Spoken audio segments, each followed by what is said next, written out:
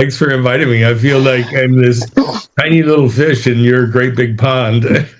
There's a lot bigger fish out there. So No. It's not about how big the fish is, but how tasteful. Yeah. good answer. So, Paul, tell us what's so now you have like a background in cartomancy, but let us know who is Paul. I can give you the condensed version of background in cartomancy for well over 56 years. So I was a really strange kid. My parents always worried about me because I'd rather be in a library or outside, and they always found me talking to trees and talking to animals instead of playing basketball or something like that. And then this was in the deep South. The city was called the Buckle of the Bible Belt. That's how seriously conservative evangelical Christian it was. So much so that in the public library, all the books on astrology and cartomancy, tarot back then, nothing about Lenormand, but were hidden in the back stacks of the library. They weren't out. And the librarian would always catch me. Here's this little kid in, grade school, back there in the stack, reading books about astrology and psychic phenomena and, ghosts and things like that. And so, in this deeply conservative environment, I saved up my lawn mowing money because, my parents said, well, you can buy things that you want as long as you earn it. And I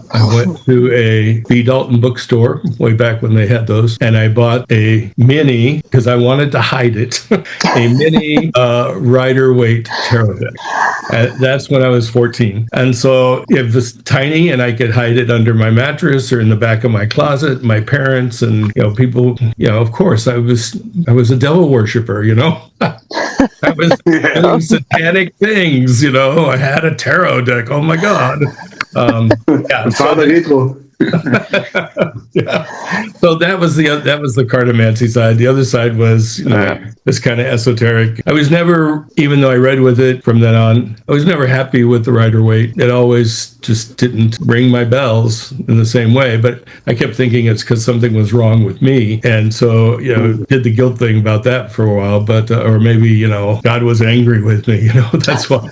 But anyway, I read with it and read accurately with it. But I just So once I found the Tarot de Marseille, it's like, as they, say, the scales were removed from my eyes, finally I could see.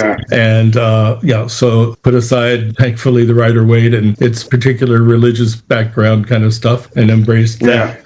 So I have the Tarot de Marseille as that. I've gotten my certification for evolutionary astrology way back in 1998, which is a whole different kettle of fish than what astrology is. And that's been my main bread and butter. In fact, it got me fired from one of my jobs. Oh gosh. I was a director in a Catholic hospital, and I was on the executive council and all that. And, word got out that I was doing astrology and card readings. And of course, so there you go. And of course, Lenormand came along too, and so that's my three cards is Tarot de Marseille, evolutionary astrology, Lenormand. Most of my work I still do weekly evolutionary astrology work, but whenever I'm doing cartomancy, it's basically been Lenormand, and I'm running a group.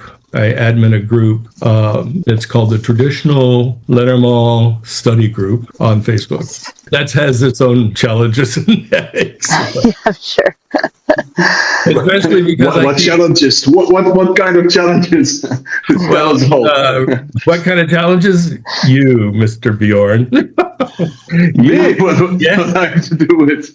You are, well, because in my group, see, I'm a teacher by heart. I've always been a teacher. I love teaching, and I did the high school and adult education college stuff.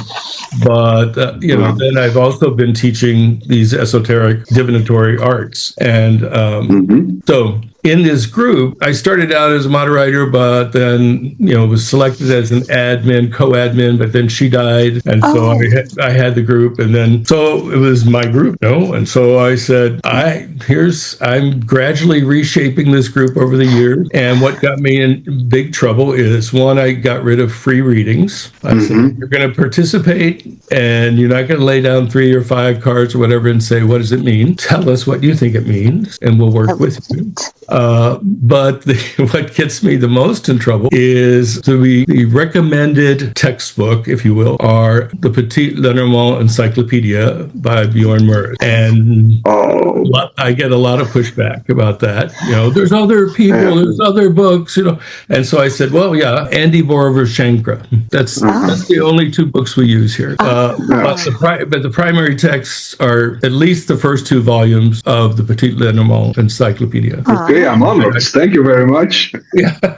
And, I get some pushback about, they're too expensive. And I say, look at how much money you've spent on all these other books. You could have saved a lot of money if you just bought this volume 1, A lot of people resist the Grand Tableau. Oh my God, the Grand, stick with volume 1. And what I love about it is that it's a very logical, linear progression through learning the cards. First you start, your do-it-yourself deck where you get the playing card decks. Well, I kind of changed a little bit of that. Now I say, go to Amazon or whatever, and you buy a playing card deck that's completely blank, and you make your own deck, and put on there dog and the number, and the court inset, abbreviation, that kind of thing. So anyway, I get a lot of pushback with the fact that, there's other styles, there's other meanings, clover means marijuana, okay, if you want to go there, that's fine, but this is not the group for doing that. We're sticking with the tradition, and of course I get some pushback about that too, but tradition in the sense, I'm a radical as far as evolutionary astrology goes. Tarot de Marseille is radical. This version this way that I'm teaching, the method of distance, which is the only thing that we do, is, radical in the sense of the Latin word radix, root. To the core. Yeah, it's the root. I mean, tarot didn't have a little white book when it was created back in, 1400. Lenormand, we've got the sheet. So we start there, and I say, okay, take that sheet and develop a core concept for yourself based on the sheet, the PLS. Yes. And, I say, if you struggle, ask 2 questions. What is it that's on the card? Oh, it's a dog. What is the dog's function? See if you can take those 2 questions to all 36 cards, staying close to the PLS. And then we can progress those things logically and clearly. I still haven't figured out a way to get some of these meanings that folks bring to us because there's not for example, that card is the 4th chakra. Oh. Okay, and it's like, okay, but how do you get from the PLS to the 4th chakra? There's no logical necessarily connection. So, the other place that we get pushback is not saying these other methods are wrong or bad or anything like that, but in this group, we're focusing on this way of reading and this way of meanings, because otherwise, how can you learn if everybody's coming with all these different things? And that's what happened at the beginning. Somebody would say, the star card is this, and then I get these people saying, well, I don't understand. How is the star card that? You said it was. Yeah, there's the long of it, the short of it. We, try to, and it means less activity in the group. And I'm not after numbers. I could care less about numbers. It's just, hey, we got 3 people that want to learn the method of distance, and they want to, work on the 36 core concepts of these cards and then expand. Go for it. Yeah. This is not something new, Paul, but this was a problem that was always been there. Yeah. So, there's also a disadvantage to it because, I think each method that you follow, if you follow it strictly, then you also can find flaws, and then you can also do real genuine and ability, a lot of things all there. And in a chaotic way, you will never find out if there are flaws. And each method of flaw, each method can make better. I say to some of the folks that you can't walk until you learn to crawl. Yes. And you can't run until you learn to walk. And you can't ride a bike until you learn to ride. You know, okay, take these things. And then once you've got this, down, and it really is part of your being, your core, you'll find all kinds of ways to use this, more expansive ways. But, you've got at least the basic structure and foundation to build on. If you use the metaphor that is in some groups scripture, you build a house on sand, it gets washed away. If you build a house on rock, it survives the flood. So Exactly. That's what I liked about your group too, because I know when I started with Lenormand, going to those other books, they give you way too many meanings, way too many meanings. That's why Bjorn's books were the ones that made sense the most, because it starts you out small. Because if you go too big too fast, it's very confusing. Yeah, I agree. I said, if you can come down with one or two core concepts to start. Yeah. You're not doing all this, flipping through pages and trying to find what does, the house card mean when it, then you go to the internet and find combination lists, which are almost as bad. House plus coffin means this. It's like, but your question doesn't ask anything about that. So what, house plus coffin. But coffin's a negative card. What if that means, in the list of cards, you foreclosed on the deal that now you own the house? The covenant is the foreclosure. Or what? At the end of the mortgage payments, and you actually now own this beautiful house. Yeah.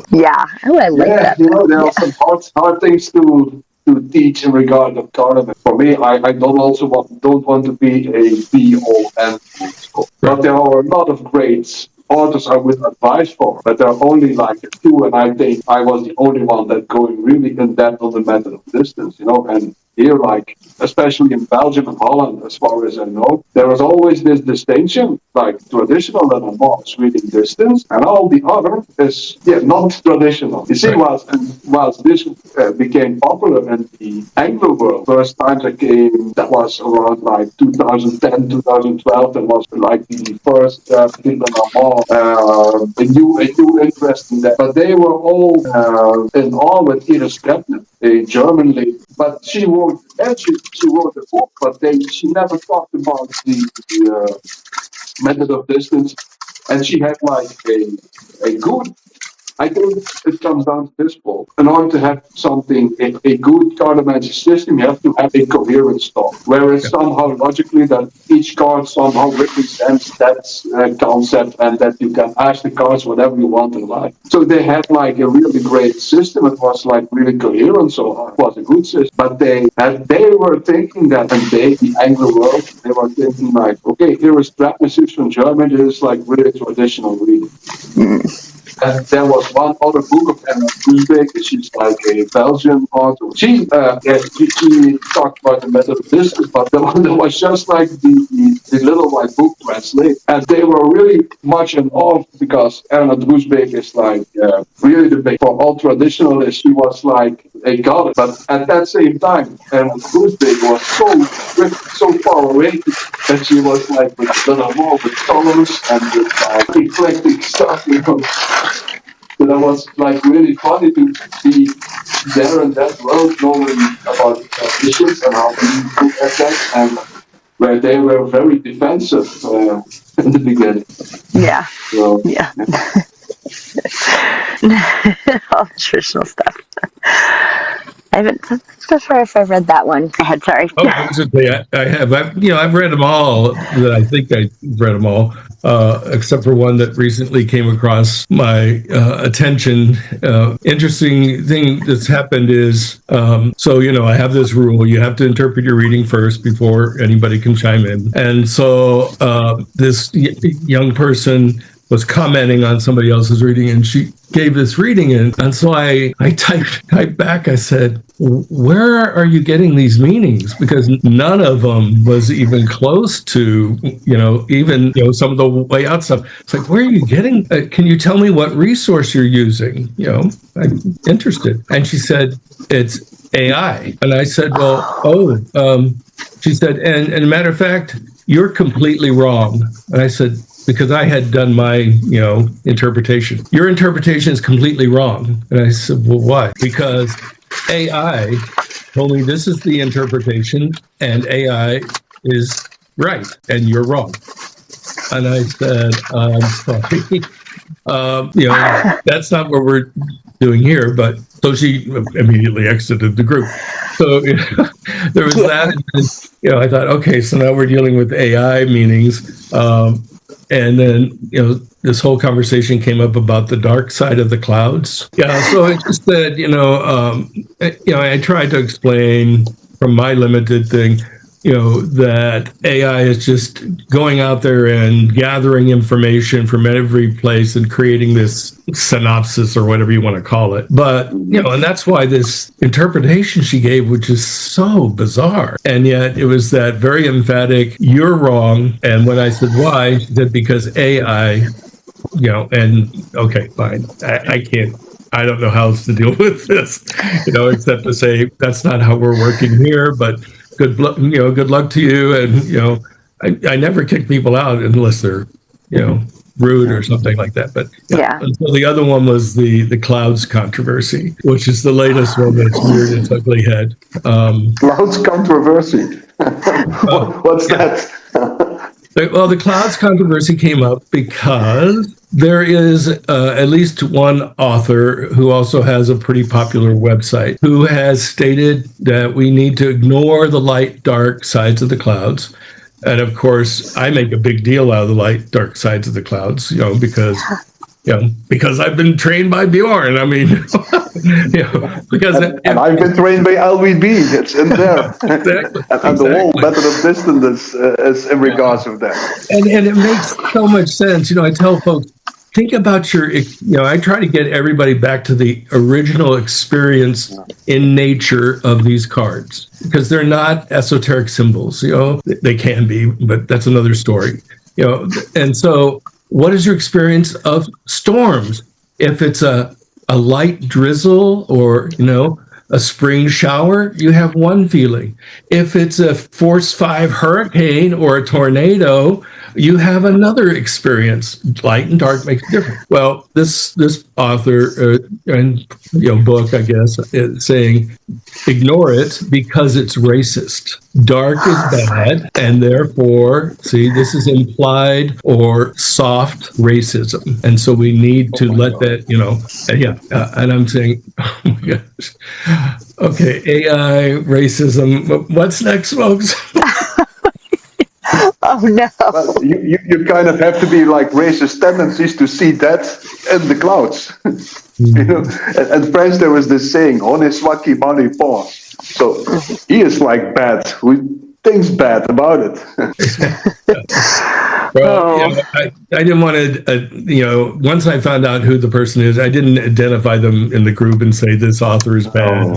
I don't want to get into that kind of stuff. In my, I was sharing with Morgan that I have a separate group for my moderators and me that is private, so we can have that discussion about who this is, and so if it keeps coming up, we can decide how we're going to address it. But so far, it hasn't. I've made my big post about it, and nobody has pushed back. yeah, definitely.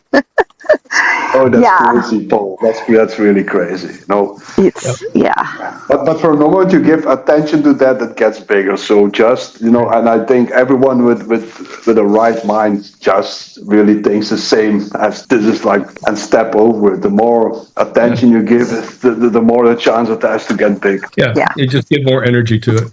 Yeah. Exactly. Yeah. That's crazy. No, I've heard a lot of crazy stuff, but this is like, Oh, you wouldn't believe some of the stuff like that. Sure. Yeah, but that's It's up to you. You can teach.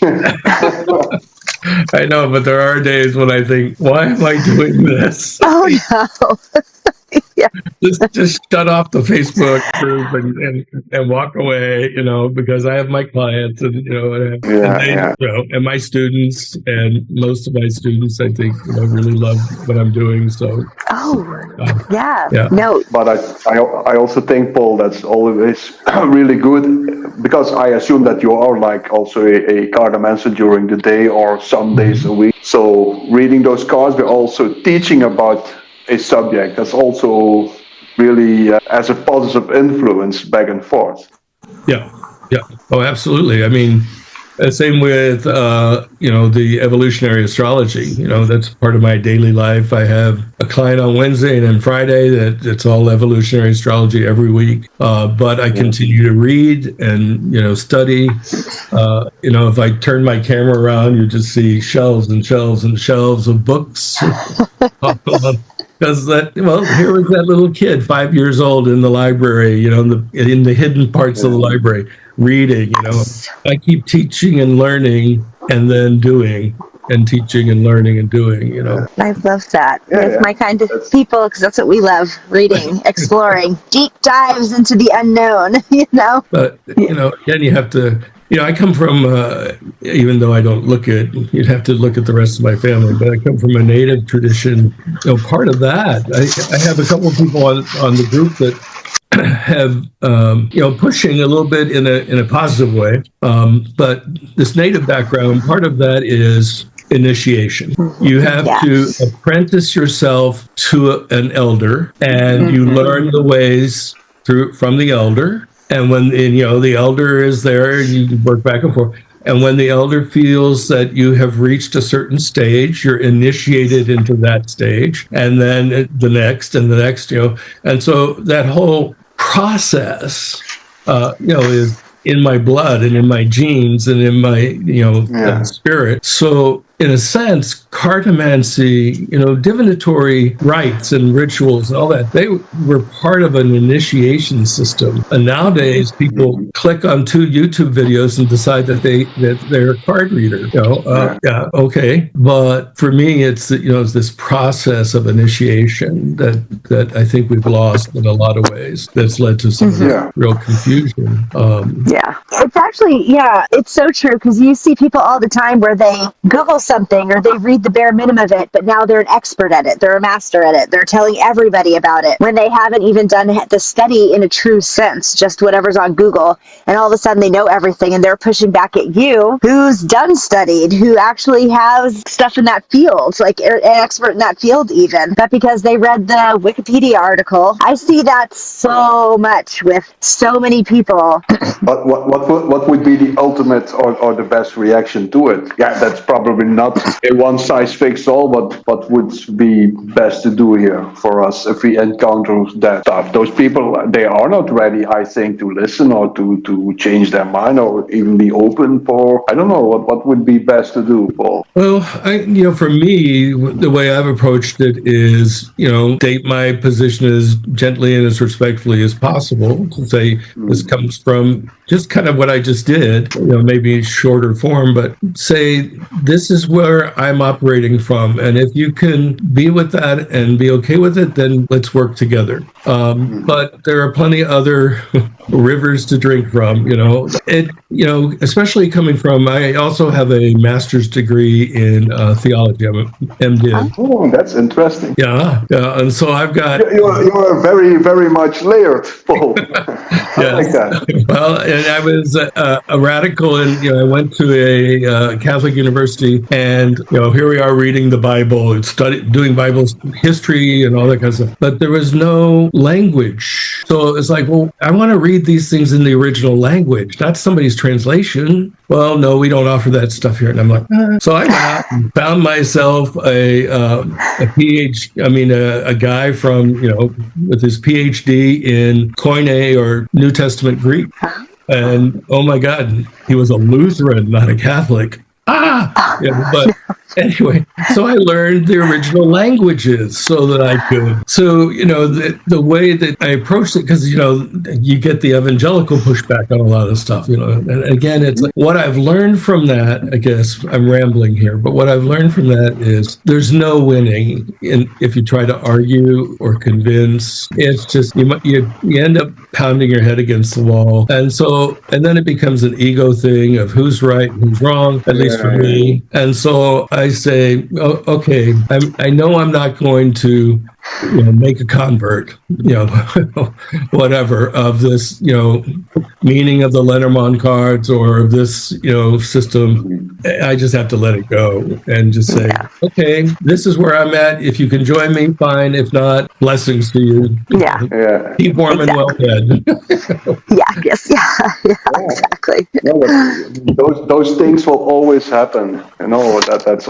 Yeah, and you have been also like a teacher in real life, that's the case. Who is perfectly on the spot to learn something, someone who is like open. Mm-hmm. And if you're not like open, then you will probably not learn anything. There was recently this big meta study. I think that was like in America, over thousands and thousands of people on all society, each part of society, high income, low income, middle class, everything. And there was this psychological test, and the test was there that the question was, okay, do you think that you are self-aware? And, it was like, I think, over 90% really know, I'm pretty much self-aware, beating on their chest, but in the end, only like 15, so 15, not 50, 15% were actually self-aware. If you think about environment, that's mostly also the people who are somehow, self-aware, but self-aware also in realizing that you don't know that much and that you can also be wrong, but only those people, maybe you can meet them there, you can have like a exchange on the level where you can pick something and have a win-win situation. But most people, like you said, it's like ego and everything that you say, and especially in regards of identity, because, I also like really traditions, especially with Petit Lenormand. I also was somehow put on stage as the ultra traditionalist, but that was because I did the Methodistic reading. But actually, I'm very much open-minded. I find, at least I try to make that movement. See, you cannot always be. It's not easy to learn something with people who are in the right mind to take something from there. Yeah, I'm just stay present and try to be as open as I possibly can. And you can stay in trouble, but at times. But I'm used to being the black sheep, so. Oh no, that's a good thing. Yeah. And what I wanted to say, because I lost the track, because they always put me on the stage as real traditional reader and all that, but they took like their identity in it and they put me in front of them. Yeah, but Björn says so. But I'm not like, I'm pretty much open-minded and always like open for conversation. I was the one always who, I also say, I think that everything works in regard of cartomancy, even if you have but I think you have to have like a coherent story. Right. But that was I never understood, because then you need a whole process of years in order to fine-tune that whole coherent story. But then you also made a tradition, and then you somehow, after all these years, start somewhere where you could have been started in the beginning. So that's actually someone who says, okay, I don't want to have the change of a tradition or like a strict system. Yeah, you somehow have to make that in order to read cards, I think. For the different systems. Yeah. Well, and my own style of reading is God forgive me or Bjorn forgive me, but it's not strictly Bjorn anymore. I'm glad that's the way you have to do it. I figured you would be. I figured you'd understand. But at least in my group, I try to stay focused on that, because mistakenly one day, for example, I don't do 8x4 plus 4. I don't believe in fate, strictly speaking. Evolutionary astrology has taught me something different about that. But so for me, it was more comfortable 9x4. Okay. Yeah. But in the group, I'd always stick with 8x4 plus 4, because I can read both ways. It doesn't matter. But one day I wasn't thinking, and I posted the grand tableau, and it was in a 9x4, and I didn't even notice, and then somebody pushed back, why are you doing a 9x4? What's going on here? It's like, well, that's my own private style, but in this group we're trying to stay consistent so people don't get confused. And have to, every new person has to ask, why is it 9x4 versus 8+4? That kind of thing. So I'm not in my own, when I sit across from a client, I've moved, and expanded and done some things. But in the group, I need to stay focused to keep everybody not getting confused. It's the same thing with the additional cards beyond the 36. Yes. We don't know. We don't allow that. I don't like that word, but it has to be the 1 through 36, the traditional cards order. You can have it whatever kind of deck you want, but because we get people like, well, I got the dice card, so this is what this means. And other people saying, what does the dice card mean? I don't understand. Like, oh no, now we're off in the weeds somewhere trying to explain that Terra Marchetti designed his own deck and he put in a pair of dice, okay. Well, so it's like, okay, we need to come back to the 36 and we stay there. And if, you want to go further, great. But in this group, we got to stay one way. I like that. Otherwise, it does get confusing, and then all you have is just a bunch of debating instead of actually learning, actually working with the cards and understanding it. 100% right. But also, I think maybe that's also about how you look at what cartomancy is, because there it all starts. A lot of people think. There's also here they would call it oracle cards, because cards can be an oracle, or a device can be the oracle, or it can be an oracle more like medium wise. You see, but then it's that's how I see it. Cartomancy is like reading cards, and not per se you being some kind of a medium, a matter of taste. I don't say either is better than the other. I think that people can give really good readings by just using their fantasy and look at the images, even on Lenormand cards, and see what they receive from wherever it comes, and do a divination. I really think it can work. I really believe so. But maybe it's that we don't then have to be honest and say, okay, but that's not really like Lenormand reading, but using Lenormand. And that's good and it's all right. And maybe if we could do that, no one has to feel bad or betrayed or something like that. Maybe it's like the definition. I think, I absolutely agree. And it's just, when you've got a group and, it's so easy to go off into all these different directions that you kind of lose direction, and so, but I know people that do amazing stuff with one of my good friends, we kind of have a long distance because he lives on the other side, is Dan Pelletier, and he's an amazing cartomancer.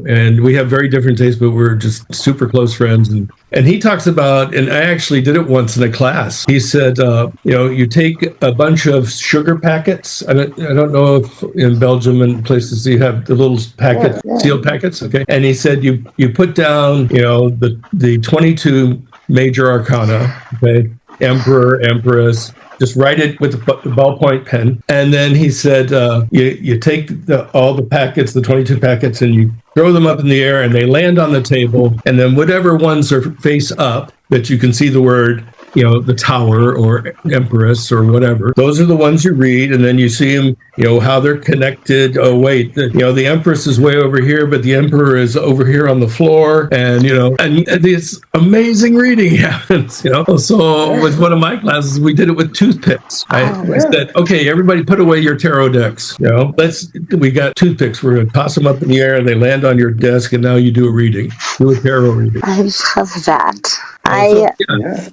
But for me, in the group and all this, it's like, okay, learn the basics. Yes.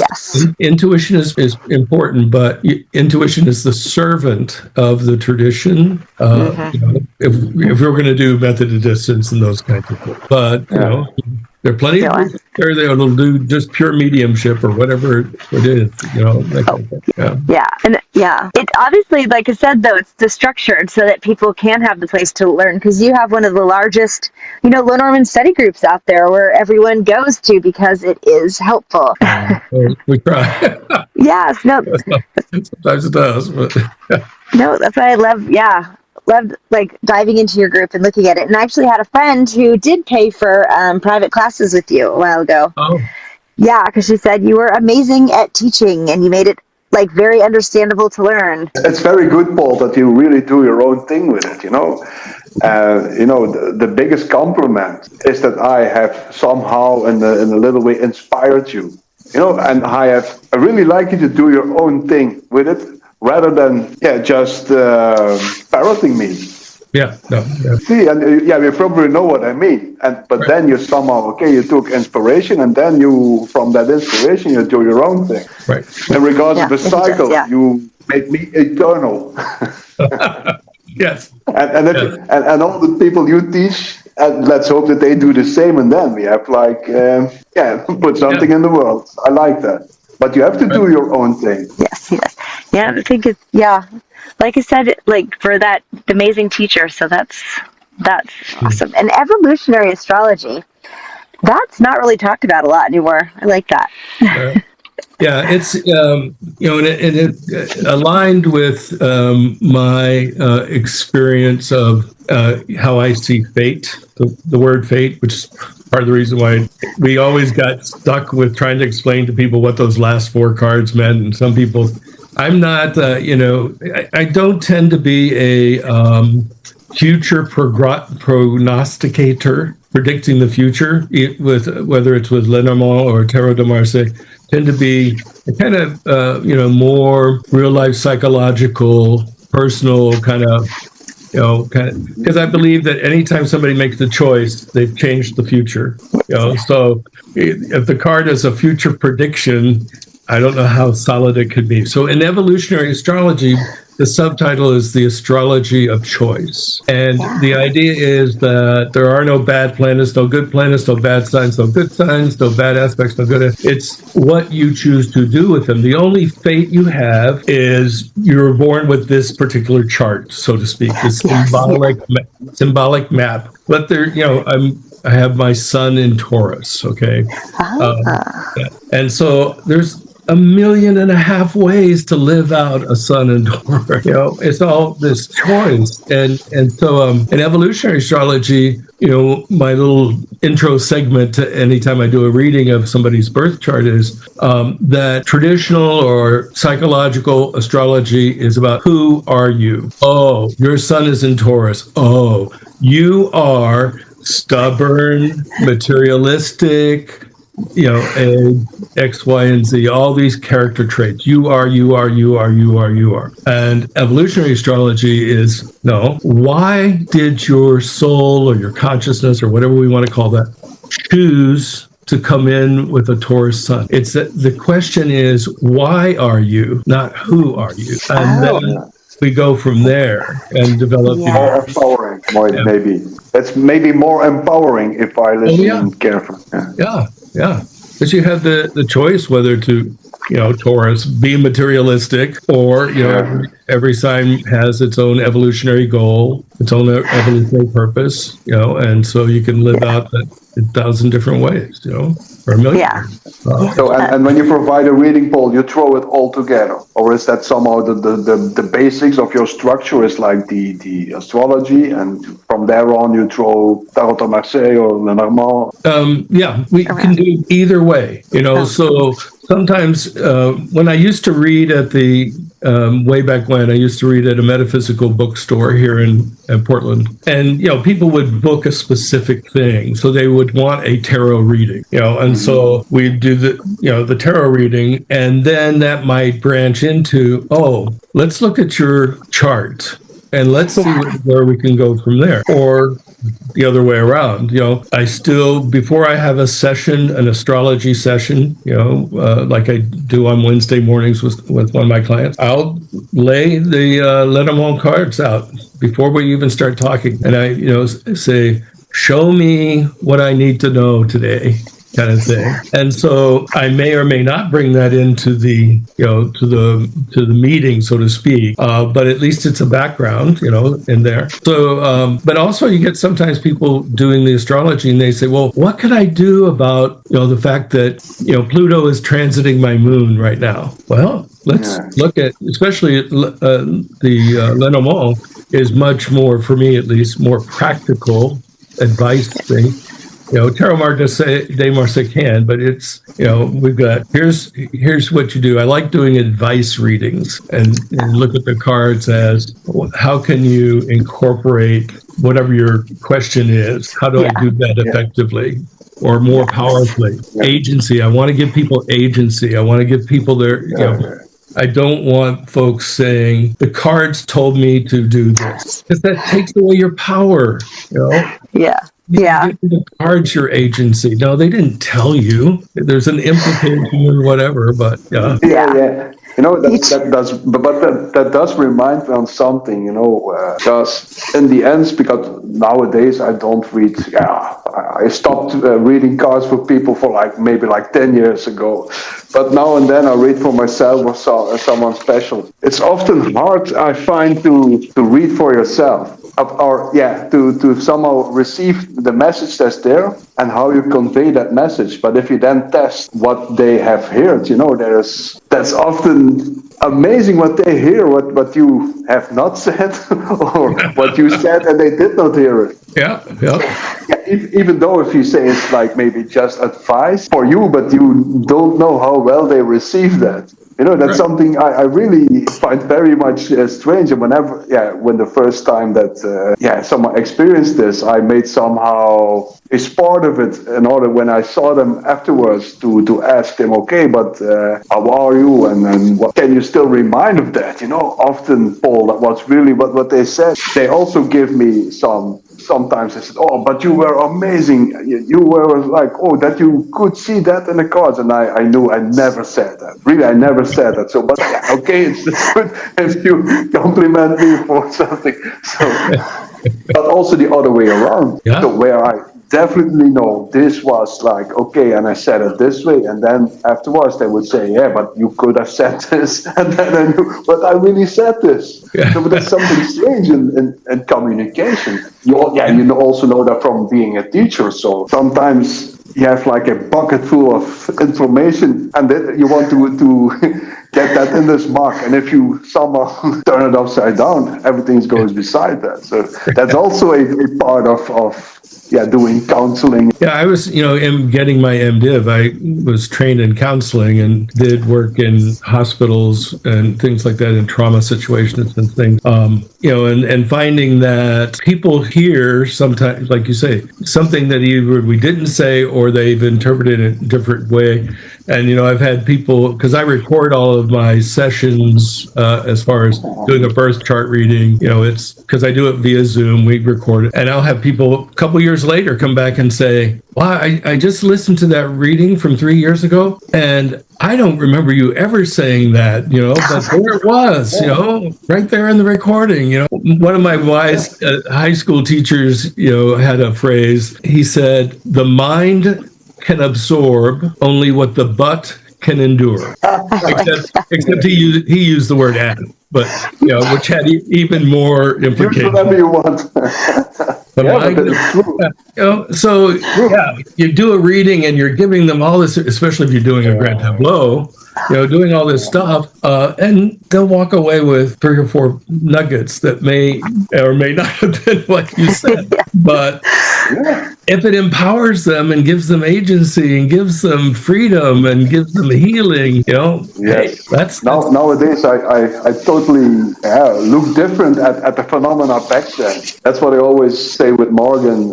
I think the best thing that we can do doing something like this, cartomancy or whatever, give them an experience. Yeah. as a whole, a real experience. And then it's up to them in order what they do. Yeah, I like that. a way to give a container for experience, and so even when I do readings, we'll do, I have my ritual before I even start, kind of idea. Good for me. Yeah, it's also to get you somehow in a kind of flow state, or in a, I'm like a hypnotherapist, and you put your mind in an alternative state. You can call it trance, but it's not like trance that you have to take like an LSD trip, but that you're like in a different state of mind, that you're receptive for new ideas, or that you somehow close your eyes and that you somehow, with your other senses, somehow find new information. Yeah. That's also what we want to teach in the future on Mystery Channel, that we somehow, because in my background with hypnosis and all that, and my ideas on esoterical stuff, and as a Freemason in regards of initiation, it's like a really big world where you somehow can make impactful changes. Yes. Whilst you realizing that, because somehow, what you just explained, Paul, is not so much different as someone walks into my therapeutical cabinet. Because then I say, okay, now lie down, close your eyes, listen to my voice. But I also have to make that switch, that state of mind switch, to actually do somehow the same. But you can use hypnotical techniques in order to read cards and all that to make more impact. In a good way, of course, in a virtuous way, but give them like an experience. Absolutely. It's, I have to be in the proper frame, in order to be present to the person. Yes. And hopefully give them, somebody brand new who's never seen me before, but they've heard about me, you tread a little bit more lightly, but, one of my regular folks, we start with she's bought her own little Tibetan bell, and she chimes it 3 times, and we take 3 breaths, and that's the way that works for us, her and I, that particular way. But it's, this is something she found helpful that she developed, and I said, great, let's do it, and it puts her in a flow state, and it puts me in a flow state, and we go for it. It's so easy. It's so easy, and it's so deeply human. You can also look at it as somehow as like a shamanic act. Yeah. And listening to a lot of people have different things they do that's very interesting. I know this one woman, when she reads cards, she'll put her feet on top of a selenite wand and just read the whole time with her feet connected to the selenite wand. Yeah. That's an experience. I have my own private little, touchstone, so to speak. Maybe not. Of course, well, like for example, you can't see it, but there's a bead that I'm wearing around my neck. So, when I was on the reservation, my elders helped me create what is called a medicine pouch. It's not actual like pharmaceutical. But it's got different elements and things in it. But anyway, so I'm probably going in the weeds here. I'm big about, I've had dogs all my life. I always have this connection with animals, and dogs have been my big connection. And so I rescued this dog, this golden retriever, who was severely abused, and in fact had started self-abuse because he had been so abused. He was mutilating himself, chewing through into his muscle. So I rescued him, and the vet told me, I had a good friend vet, and she, took what files came from the other vet, and she went off into her office, and she came back and she was crying. She said, Paul, we need to put this dog down right away. And I said, I can't do that, because there was something connecting him and me. There was his words inside my brain kind of thing. I don't know how else to explain it. So I can't do that. She said, he's very, very ill. He'll never survive. I said, give me a chance.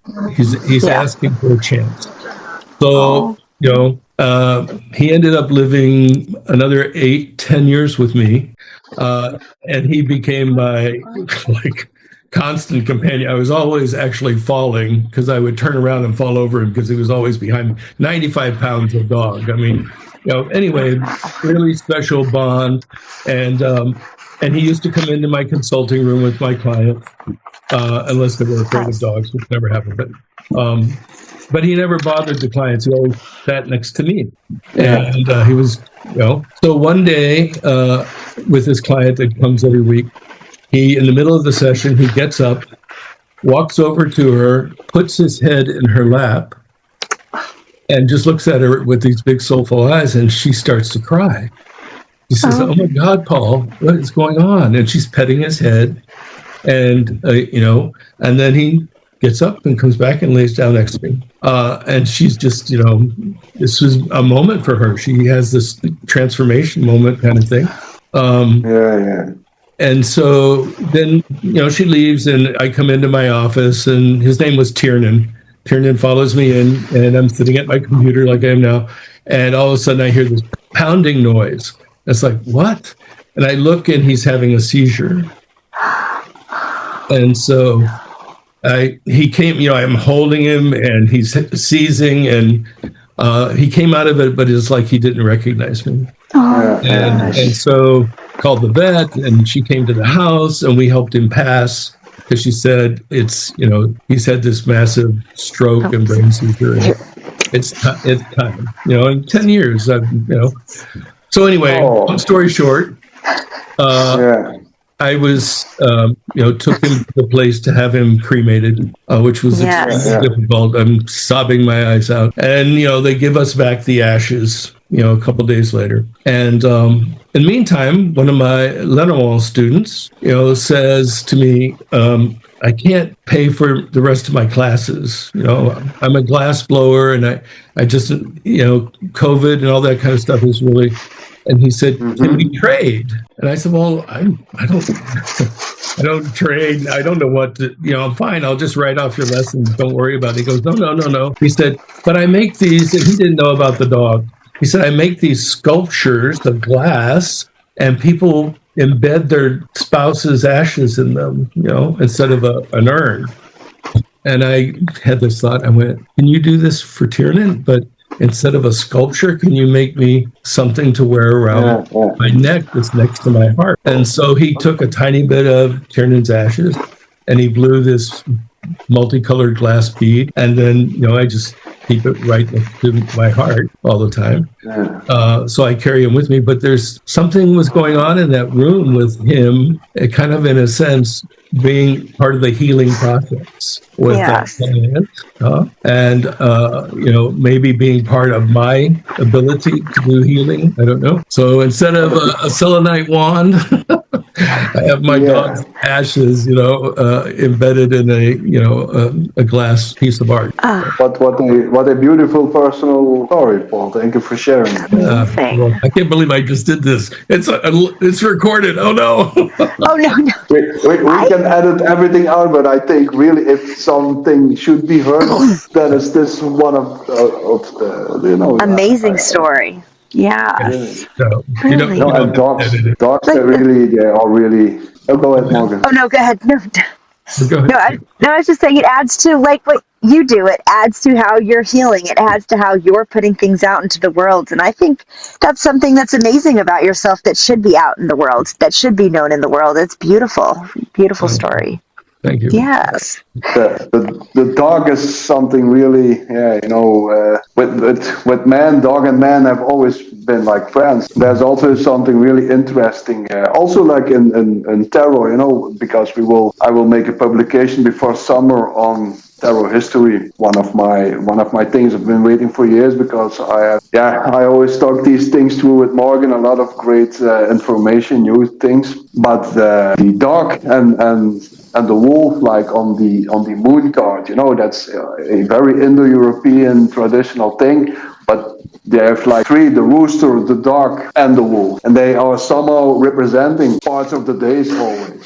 So the dog is until midnight, and the wolf takes over, and after midnight, when light comes in, the rooster is there. Oh yeah. And you will find that in many legends and all that, And like in French, there is this saying entre chien et loup, that will say between the wolf and dog, and that's like this eerie moment of the day. That's like 12 o'clock, when there's a glitch in the time. Magical time. Interestingly enough, my dog before this one was, when I was living on a reservation, and I picked up this pup, and he was also very sick, and so I took him to the vet, and the vet, examined him and came out. He said, "Did they tell you this is a dog?"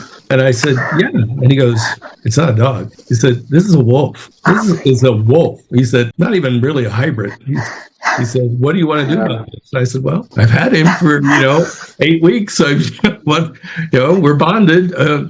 So anyway, I did have a wolf dog.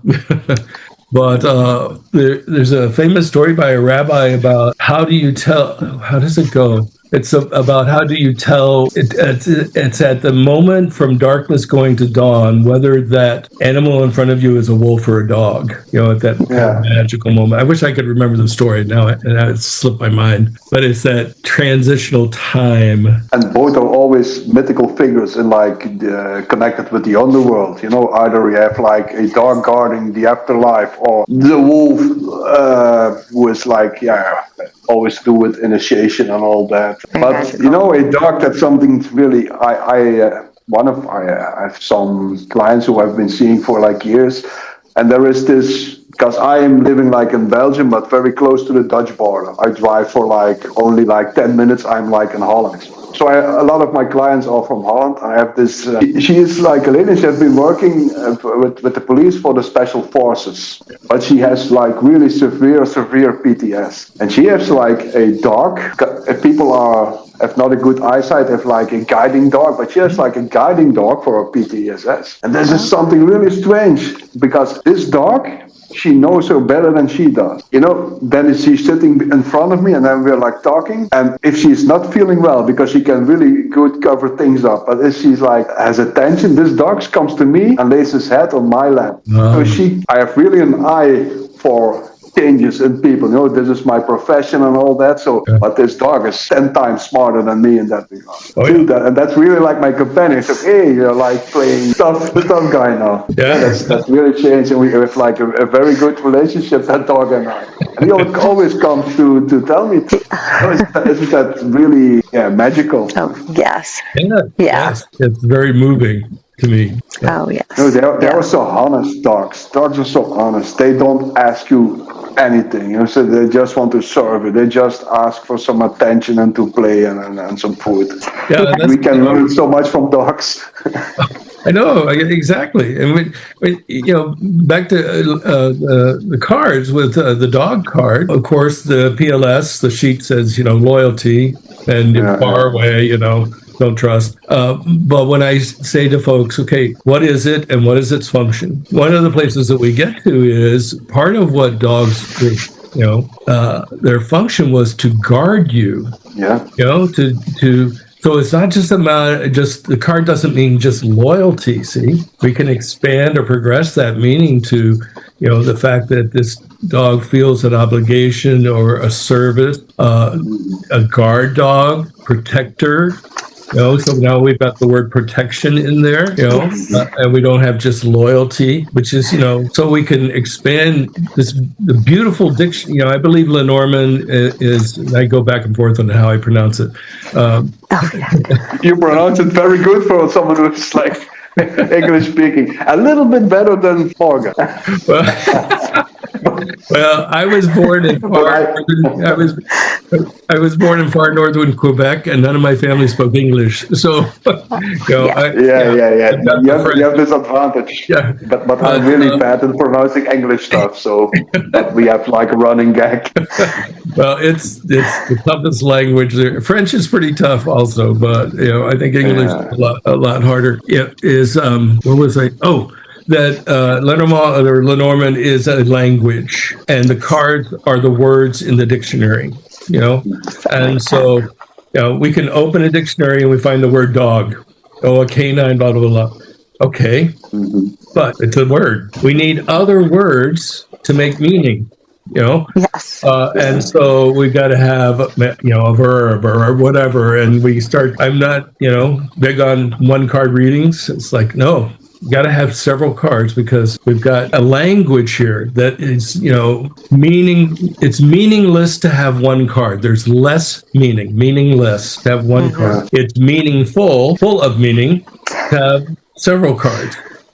And so that's my shtick, to try and get people to read a grand tableau, or even a 3x3. It's like, no, the more cards you have, the more. But yes, I know it's overwhelming. But Yeah, there are more ways to look at it. right.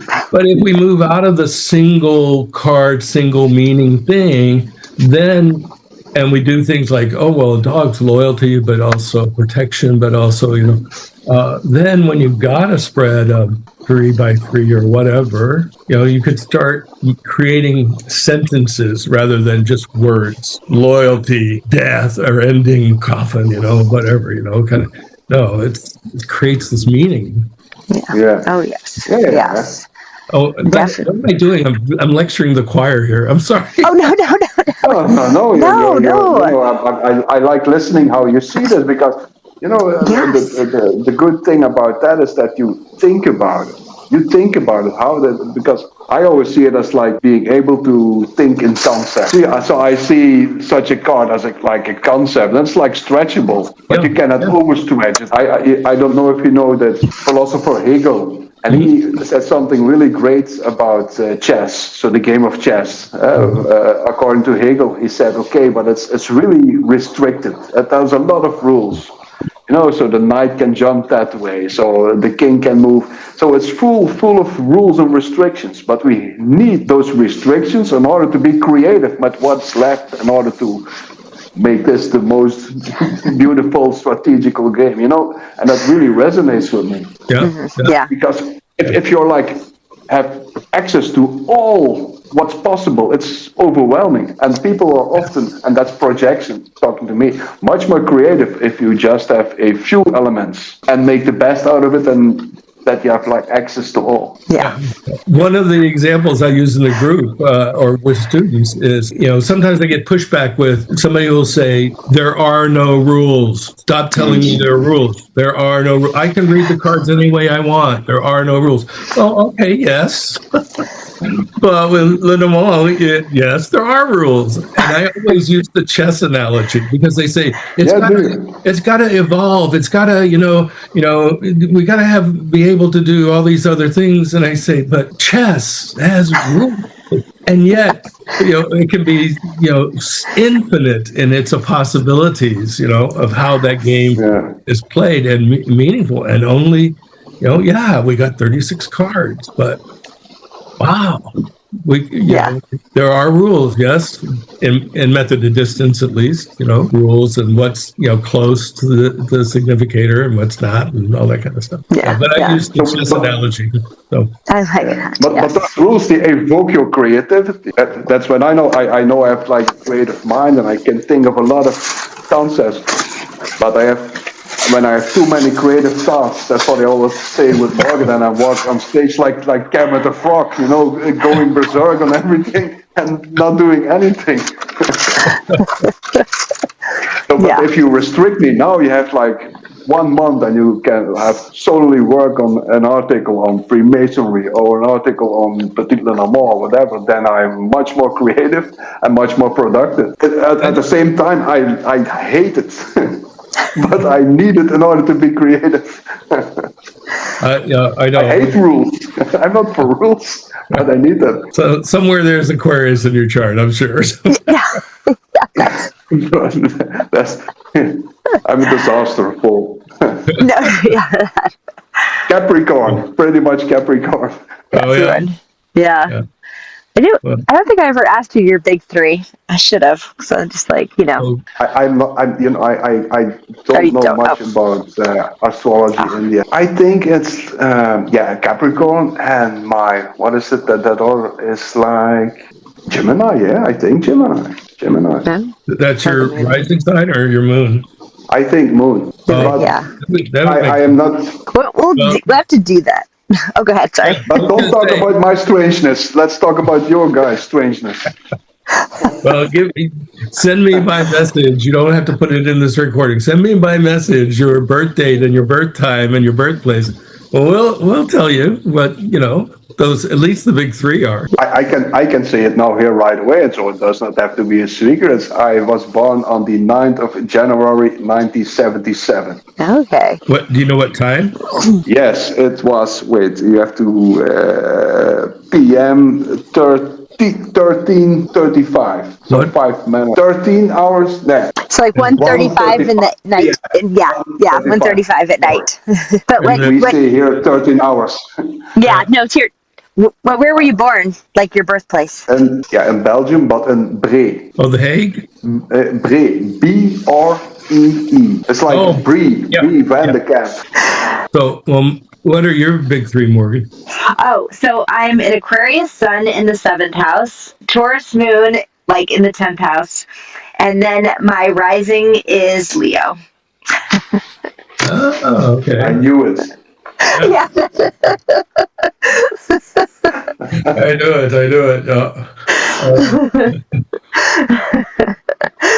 Yeah, so I have a mix. I don't have any interceptions, so I have a perfectly no interceptions either. So interesting. You all of a sudden talk Chinese here. I'm sorry, my Leo what? Oh, I said that's your rising is Leo. Right? Oh yeah, rising Leo. Like right. Like if I was born 15 minutes later, it would have, been different. Yeah. That's always What does that mean? That you're annoying or what? What's the meaning of that? Just my sign would have changed, and I would have been completely different. Oh, yeah. Well, what did you say? Aquarius sun and Taurus moon. Yeah, Aquarius sun. Yeah, in the 7th house, and a Taurus moon in the 10th house. Yeah. Yeah, Taurus. So that's especially with the Taurus. I'm fine with living in my shadow, or I'm just hoarder status, because Björn would know. I have over 300 decks, and it's due to that Taurus. No. I think you stay silent over another 500. I don't trust you. Well, I did stop counting, so because I don't want to be that person, Yeah. It's like No, you should cut this out because people will see right through it. Oh, you're laughing. What have you in store for us? You're preparing something. Who? Morgan? I did hear that. Yeah. Oh, yeah. No, you're saying you were laughing. No, You wanted to know what you have in store. Okay. You were laughing. You were preparing something. Well, I was enjoying the repartee between the two of you, and knowing that there's lots of history there that's being revealed in that repartee. So.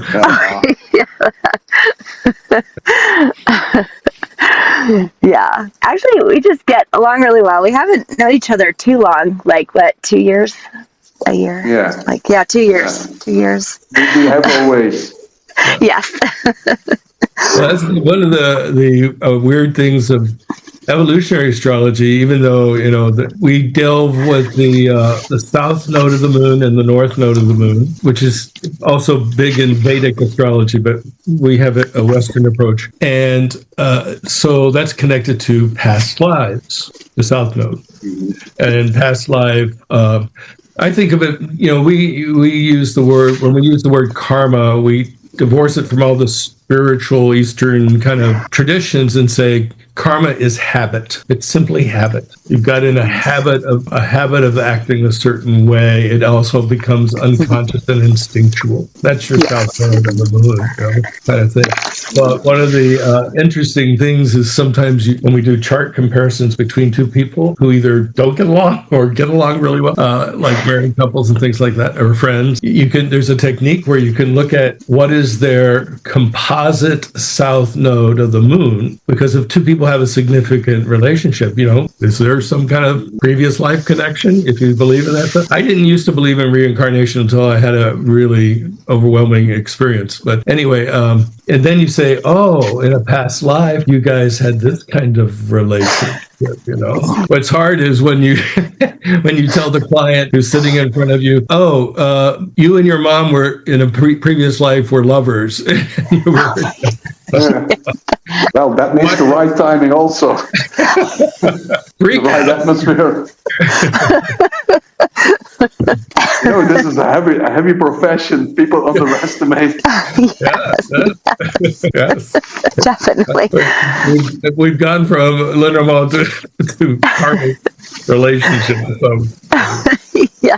Yeah, but that's Mystery Channel. We are in around a virtual coffee table, and we just have a chat. Yeah. Mm-hmm. Yeah. Oh, yeah, that's cool. That's really cool. Yeah. It keeps it spontaneous, and it keeps it fun too, because we're learning like amazing things. I love astrology, so. But since you're so much into astrology, Paul, and also you know a lot about religion, so you studied religious study or theology, even. But then you can also see the astrological elements in the Bible. Yeah. Oh, yeah. Right. I mean, there's when I would get pushback about, you're a Satan worshiper or whatever because you're doing astrology, I would always pull out the one story out of the New Testament.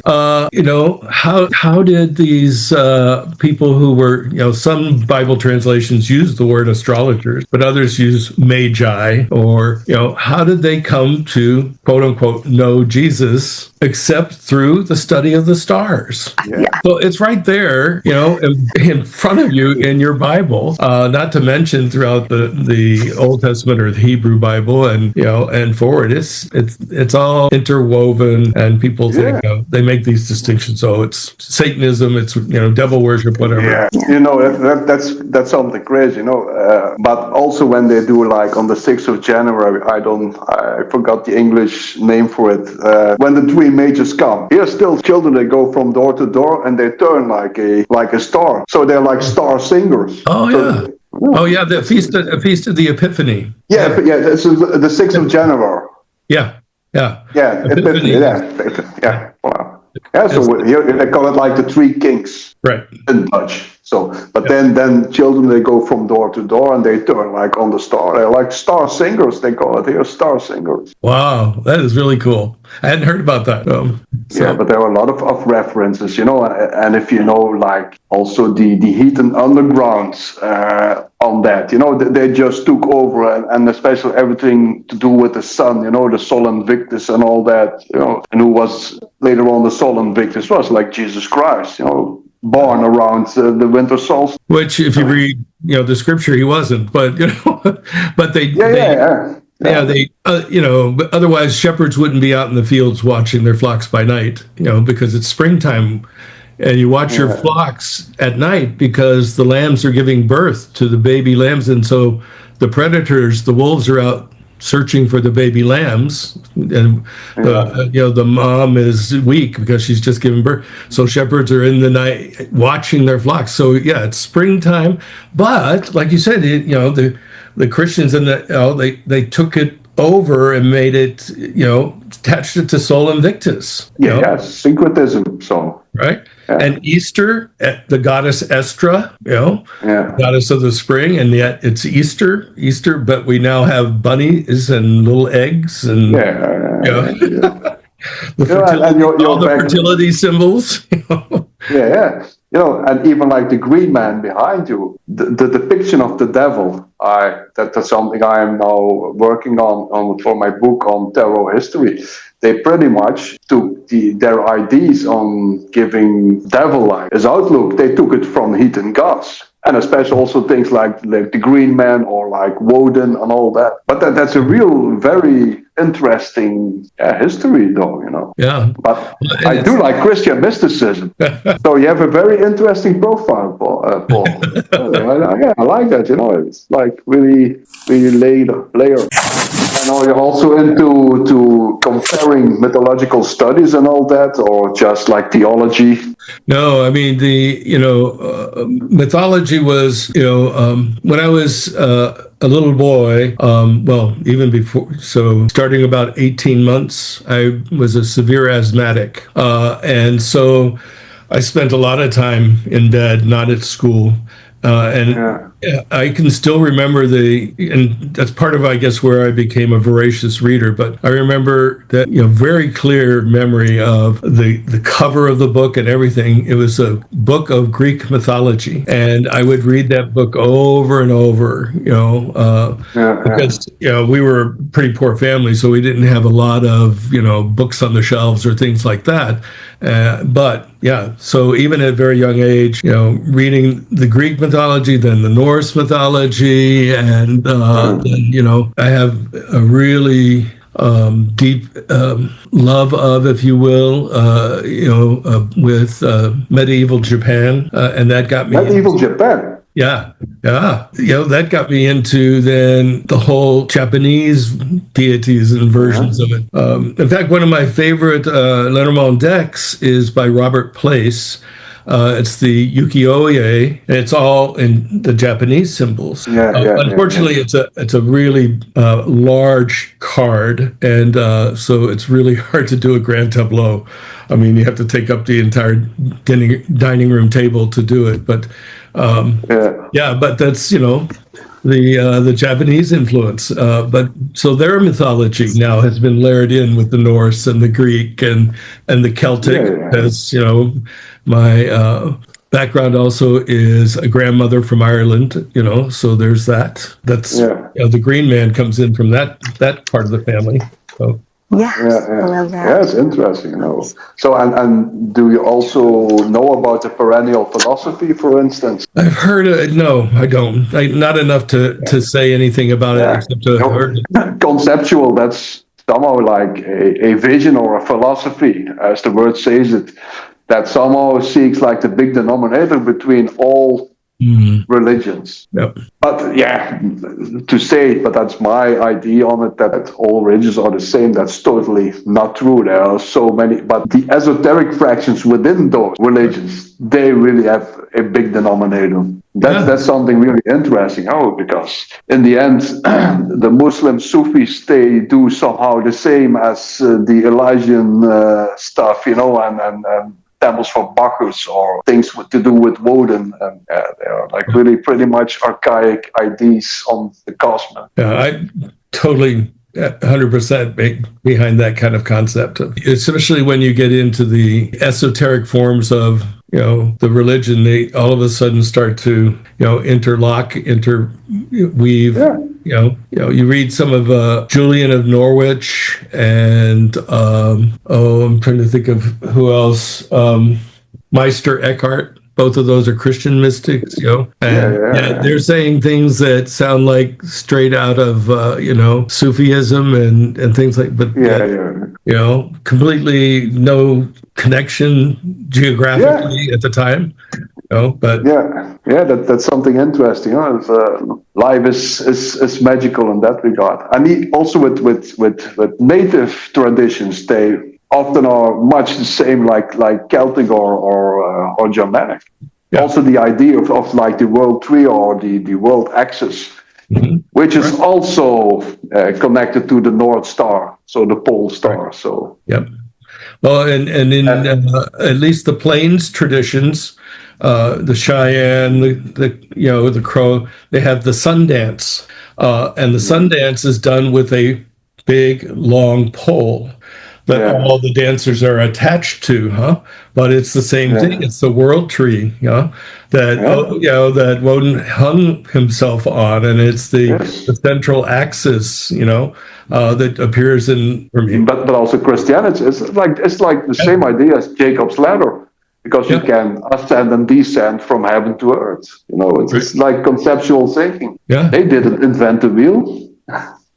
That's see, you spark all these ideas. One of the pushbacks I used to get with the Tarot de Marseille and the Rider-Waite is in Tarot de Marseille there is no tower card. That card is called La Maison Dieu, the House of God. Mm-hmm. And people are saying, it's the Tower of Babel, it's this, it's that. And I say, no. If you're going to use the Bible, at least look at it, accurately. In the Tower of Babel, God doesn't destroy the tower. God doesn't throw everybody off the tower. None of that happens. All that happens is the confusion of languages. But in Jacob's dream, he has a dream in which he sees a ladder with angels and up and down, and because of that dream, he consecrates this stone and calls it Beth El. Beth is the Hebrew word for house. El, the name for God, God's house, where the angels and the deities are descending and ascending.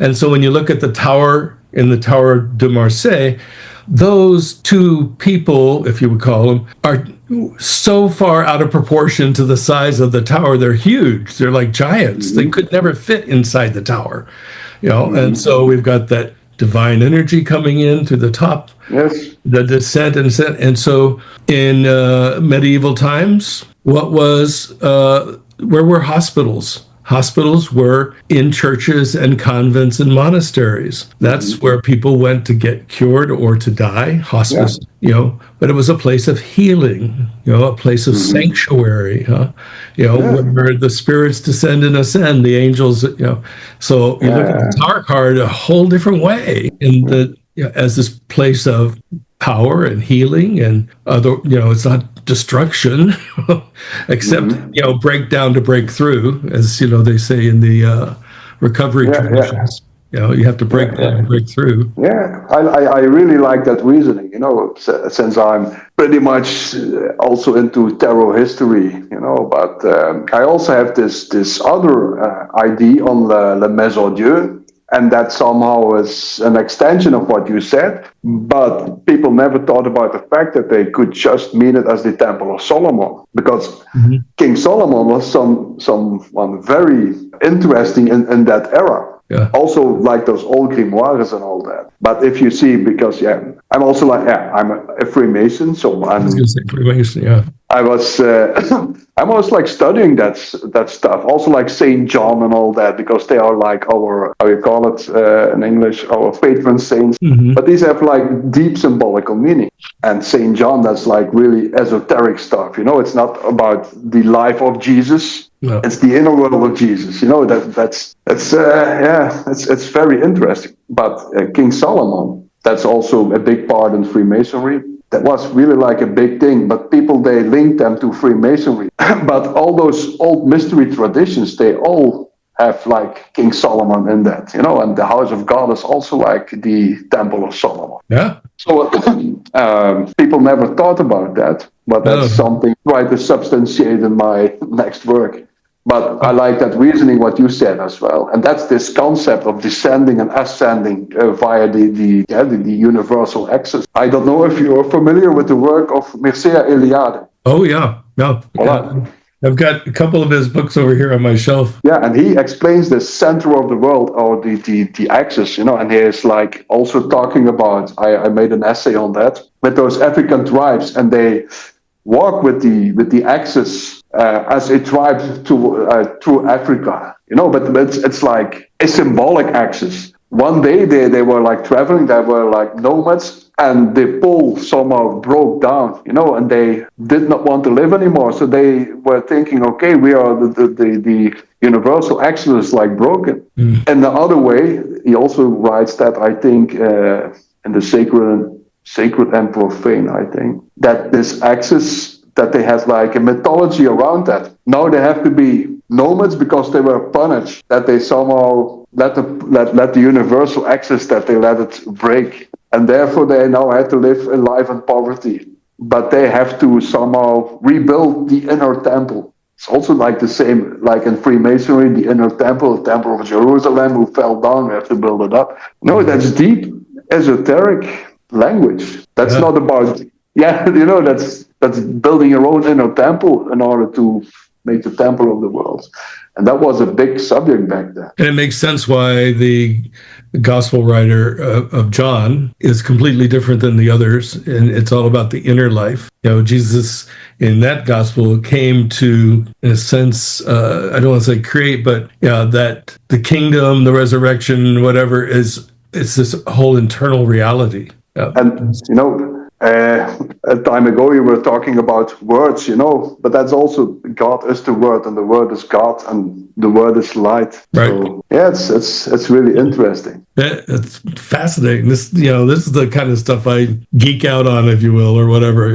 So Yeah, and that's also the thing, that's what I'm always telling. And people were somehow, because I was for a long time out of cartomancy, and people were disappointed that Björn does not read cards anymore and all that. I never lost interest in cartomancy. I'm all for the concept of divination, but I want to experience more than just looking down at those cards. I want to experience everything in totality. So yeah, and there's lots of, there's cloud reading. Reading the clouds. There's, of course, birds, and things like that.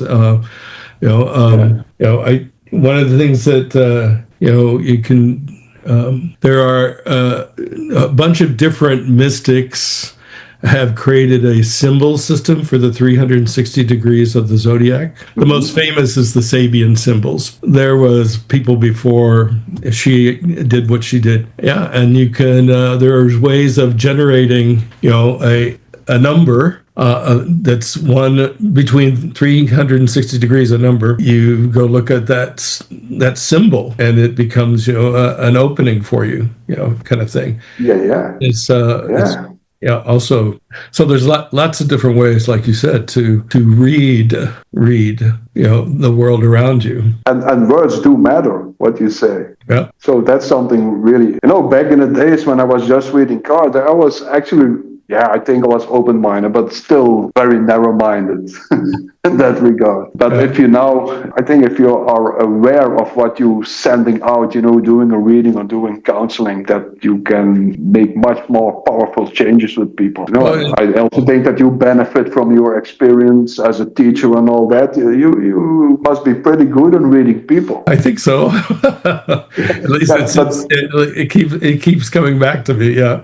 So I mean, but this also helps. The feedback. Yeah. People say. Yeah.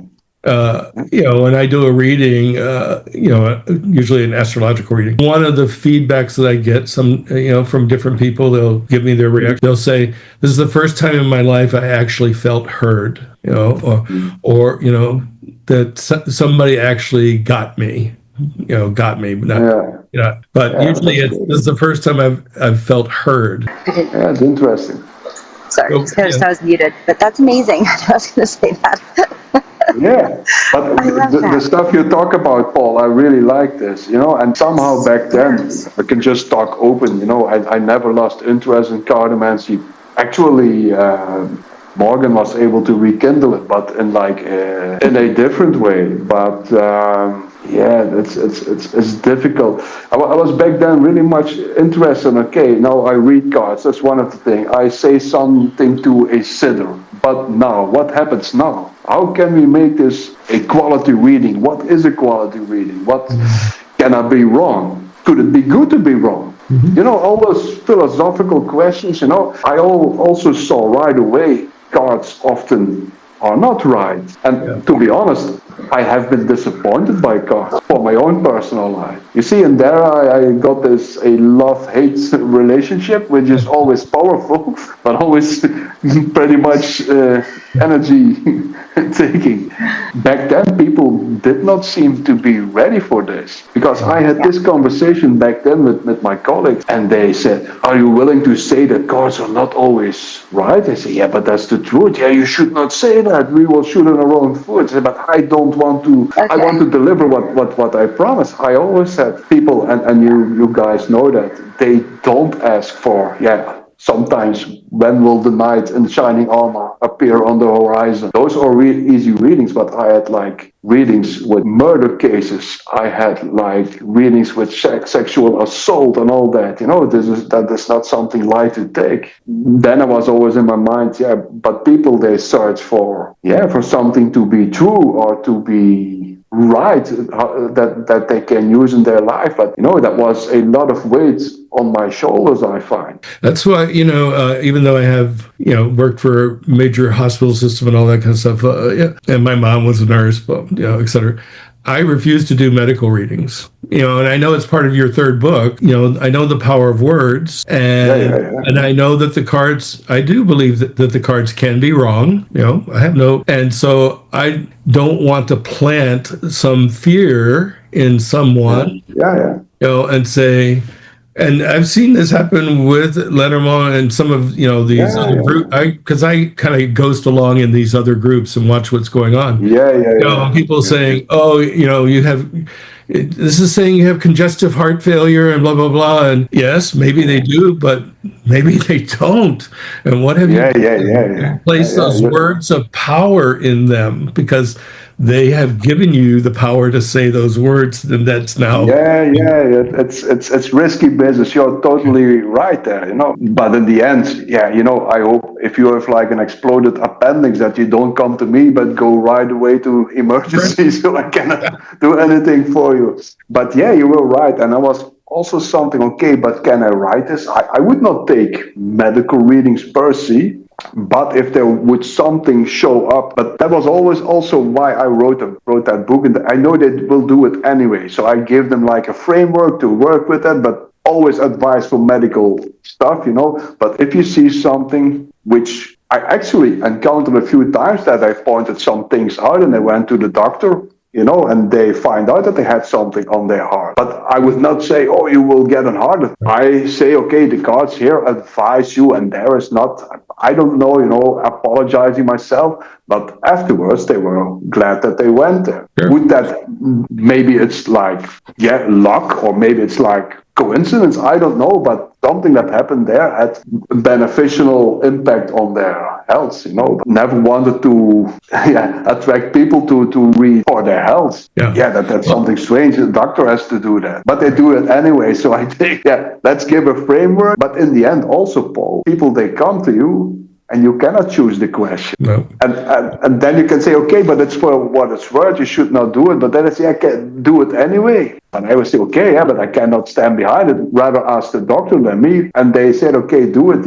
And then I sometimes did it, but I really hated it. Well, and I think you're really clear in that third volume that, you give those kind of provisos that you're not a doctor. I don't remember your exact words, but, so it's anybody that picks up the third volume and reads the medical section, here's your caution, because I heard it, and here's that, saying basically what you've been saying here. And, and I've used it, kind of get a sense of things. And so I think it's a very valuable chapter or a section, but I think it's also that it's the third volume. And so one of the things, because your books are our primary textbook in my group, I say, first master, if nothing else, the first volume, because that gives you the structure. And then, Grand Tableau, for me, that's the key, the magic key in Lenormand. It's just beautiful.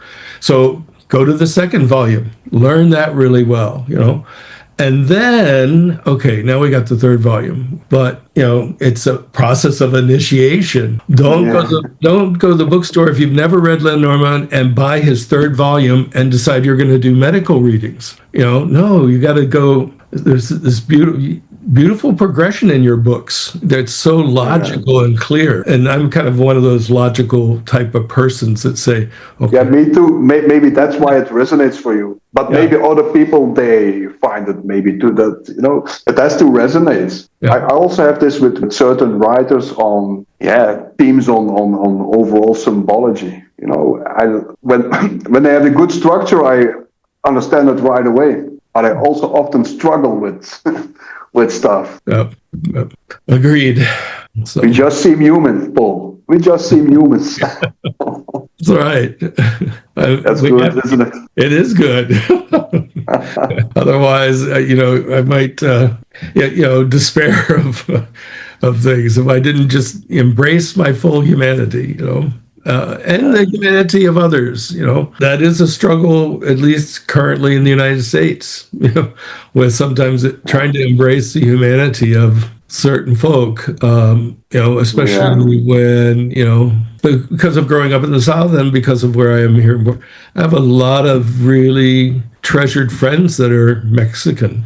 And one of my favorite restaurants in the whole city is this Mexican restaurant that's run by a family. It's just the family, and I fear for them, but I see how hardworking they are, and they love me, and I love them, and they call me Pablito when I come, and so, but they live in such a fearful state, because I know some of them were born here, but one of the daughters was born here, but her mama wasn't a citizen when she was born here, and so now they're talking about there's no such thing as birthright citizenship. You have to. So anyway, that trying to hold that balance in me of these are my friends, my loved ones that I care about, and seeing how they are struggling to live, and not condemning the other side and turning them into demons.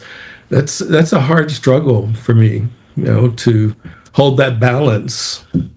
Yeah. Life is not easy. No, not at all. Yeah, I see it. Yeah, happening to so many people. Yeah. Well, I'm sure in your travels. Oh, yes, so much so. Yeah, even personal friends, and I used to travel all the time. So people who travel, who make their profession traveling. Yeah. Paul. Yeah, you have such an interesting profile, Paul. I really like that. I really enjoyed this talk because you're so layered, and I like that. Oh, thank you. Really, thank you very much, Paul. It was really, really fascinating. a great conversation. And thank you very much to be so supportive of my work. But again, from me, I really like it that you do your own thing with it. Yeah. And for me, I'm thankful that I have been able to inspire you, but that's more than enough. And now we take off the side wheels, and you do a better job than I ever did. Well, I don't know. I wish you a lot of success.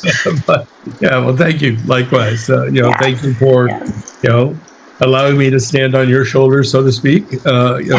And I'm not going to go down another rabbit hole here, but in the native tradition, the Western tradition is your past is behind you, so your ancestors are standing behind you. In the native tradition, your past is in front of you, in the sense of your elders and your people who have taught you stand in front of you as you move forward with you. Being one of my elders in Lenormand, there's that nice connection, but I move forward as well. So. Yeah. But that's also in mentorship, and not that I am your mentor, but in mentorship, it's also the case somehow that on a sudden that you have like a pupil, that you can make him better than you ever was, so that you can die and live forever in your pupil. Right. Yeah. Absolutely. I like that. That's eternity. That's maybe something good to run things up. It is, because I can keep talking. So, and I know you've got after midnight, so. You are lucky. But we'll definitely do it, but we can do round two. Yeah. We can always schedule round two. Really, again, appreciated, old school stuff, far away from that AI crap and all that. But that's another kettle of fish. We also maybe have to talk about another time. That would be round two. Shadowrun 3 as well. So, oh my God, anyway, yes. For now, I'll come with Bjorn's big 3. Yes. Oh, yeah. There you go. Oh, so you dive into your chart next time. I like it. A cliffhanger. No, I have to come back. Yeah. All right. Okay. Good sleep. Good sleep. Thank you very much. All right. Yeah. Yes. Bye, Morgan. Good to meet you. Bye. Bye. Bye. Thank you.